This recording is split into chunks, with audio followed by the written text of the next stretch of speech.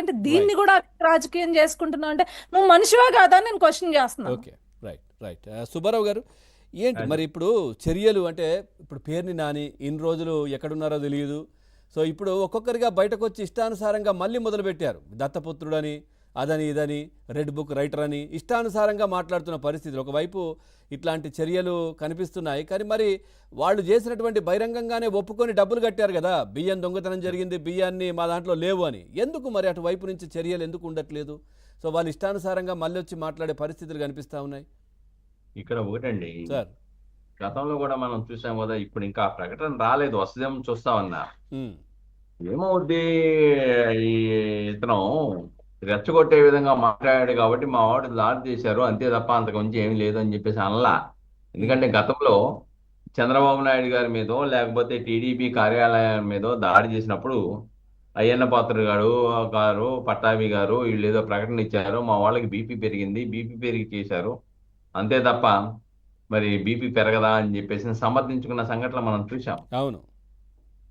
తర్వాత చంద్రబాబు నాయుడు గారి మీద జోగి రమేష్ లాంటి వాళ్ళు దాడికి వెళ్ళిపోయి ఛాలెంజ్ చేసి దమ్ముంటే అని చెప్పేసి నిష్టానుసారంగా పలికినప్పుడు అది అది కొద్ది రోజుల్లోనే ఆయనకి మంత్రి పదవి ఇచ్చిన సంఘటనలో మనం చూసాం. కాబట్టి ఈరోజు జరుగుతున్నటువంటి సంఘటనల మీద స్పందించడం మానేసి విమర్శలు ఎందుకు విమర్శ చేస్తున్నా అంటే, ఇంకా అనకొండలు సొంత చేపల దగ్గరికి ఇంకా విచారణ సంస్థలు వెళ్ళి చట్టపరమైన చర్యలు తీసుకోవడంలో జాప్యం జరగడం వల్ల నేరారోపణలు ఎదుర్కొంటున్న వాళ్ళు మమ్మల్ని ఇంకా ఏమీ చేయలేరులే, విచారణ సంస్థలను బెదరగొడితే వాళ్ళు బెదిరిపోతారు, చట్టపరమైన విచారణ జరగదని చెప్పేసి ఒక భ్రమలో ఉన్నారు.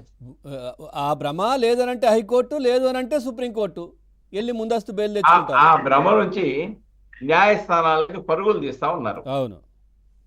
సరే, పరుగులు తీస్తే ఎవరికి అభ్యంతరం ఏం లేదు, అది చట్టపరమైన హక్కు, చట్టం న్యాయస్థానాలు ఇస్తాయా ఇవ్వవా అనేది న్యాయస్థానాల యొక్క న్యాయమూర్తుల యొక్క కేసు యొక్క పరిస్థితిని బట్టి వాళ్ళు నిర్ణయాలకు వస్తారు.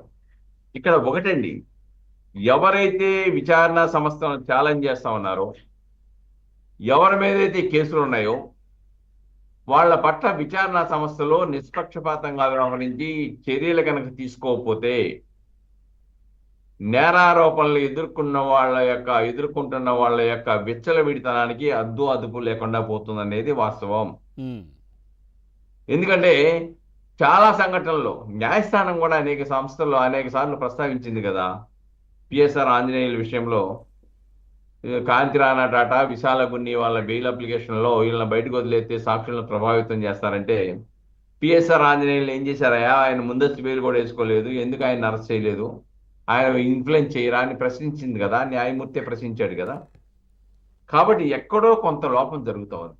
విచారణ సంస్థలు నిష్పక్షపాతంగా వ్యవహరించి ఆర్థిక నేరాల పట్ల అప్రమత్తంగా ఉండవలసినటువంటి వ్యవస్థ ఎక్కడో ఏ ప్రభావాలకో ఏ మూలాలలో అక్కడ ప్రభావం చూపిస్తుందనేది వాస్తవం. ఎందుకంటే సుప్రీంకోర్టు లాంటి వ్యవస్థలు చాలా స్పష్టంగా చెప్పినాయి.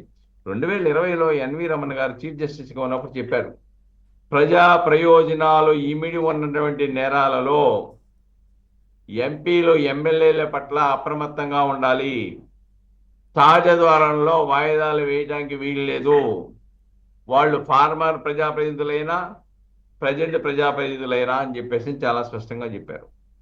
రోజువారీ విచారణ జరపాలన్నారు. ఆ చర్యలు తీసుకోవాలి. ఆ చర్యలు తీసుకోకపోతే ప్రజాప్రతినిధులు ఎవరైతే ఆర్థిక నేరాలకి పాల్పడి ఆర్థిక నేరారోపణలు ఎదుర్కొంటూ సమాజానికి నష్టాన్ని వాటిల్లో చేస్తా ఉన్నారో వాళ్ళ పట్ల ప్రత్యేక న్యాయస్థానాలు పెట్టాలి, సత్వర విచారణ జరపాలి.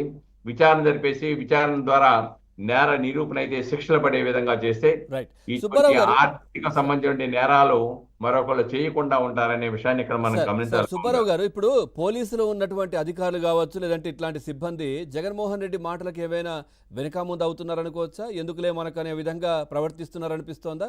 ఎందుకంటే ఆయన సప్త సముద్రాలు దాటినా కానీ వదలను, లేదనంటే వచ్చేది మేమే, ఇట్లాంటి మాటలు మాట్లాడుతూ ఉంటారు కదా, ఎందుకులే అన్నట్టుగా ఈ విధంగా చేస్తా ఉన్నారా వీళ్ళు? ఏంటి అసలు ఇక్కడ ఒకటి పవన్ గారు, ఆల్రెడీ అన్ని వ్యవస్థల్లో ఉన్నటువంటి గత ప్రభుత్వ మూలాలు ఇంకా కొనసాగుతూనే ఉన్నాయి.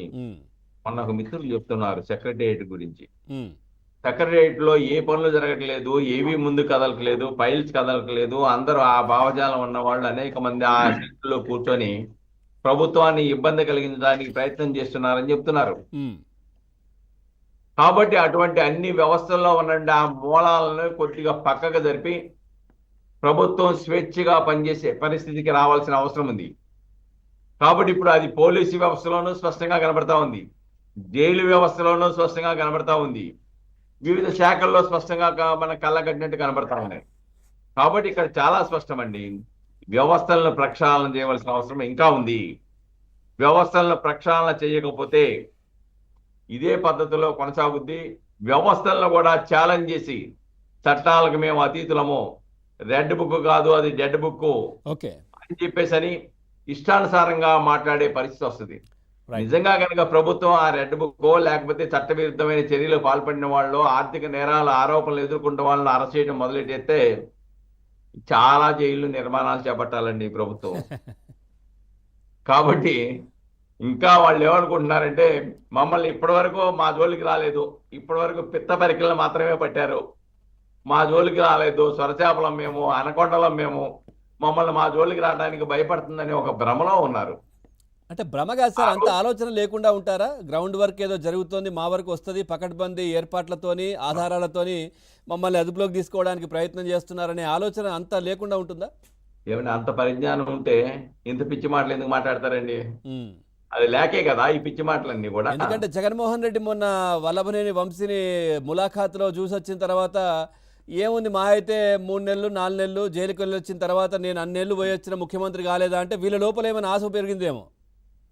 ఎస్, ఆయన అదే అన్నాడు కదా, నేను 16 నెలలు జైల్లో ఉన్నాను, ఏమైంది ముఖ్యమంత్రి అయ్యా అన్నాడు. వీళ్ళు కూడా నేను ఒకసారి వెళ్తా అనే ఆందోళనలో ఆశలో ఉన్నారేమో, ఇంకా వెళ్ళొస్తే ఏదైనా అవుతామేమో అని. లోపల ఉన్న వాళ్ళకి మనోధైర్యం, లోపలికి వెళ్ళబోయే వాళ్ళకి ధైర్యాన్ని ఎంకరేజ్ చేస్తున్నారు ఆయన, ఎంకరేజ్ చేస్తున్నారు రవికిరణ్ గారు. అదే విషయం అయితే సిబిఐను ఈడీ కేసులు విచారణకు సిద్ధమని చెప్పేసి అడ్డంకులు లేకుండా విచారణకు సిద్ధమవ్వమనండి. అప్పుడు విజయసాయి రెడ్డి గారు ఆల్రెడీ చెప్పారు కదా, విజయసాయి రెడ్డి గారు ఆల్రెడీ ఏదో పని మీద అంటే సిఐడి ఎంక్వైరీకి వచ్చిన సమయంలో నన్ను పిలవండి, నేను అన్ని చెప్తాను, నన్ను పిలవండి అని అడుగుతున్నారు కదా. మద్యం కేసులో చెప్పాడు. రైట్, రవికిరణ్ గారు ప్లీజ్ కంటిన్యూ అండి. సార్ ఇప్పుడు మనకు ఒకటి ఉంది,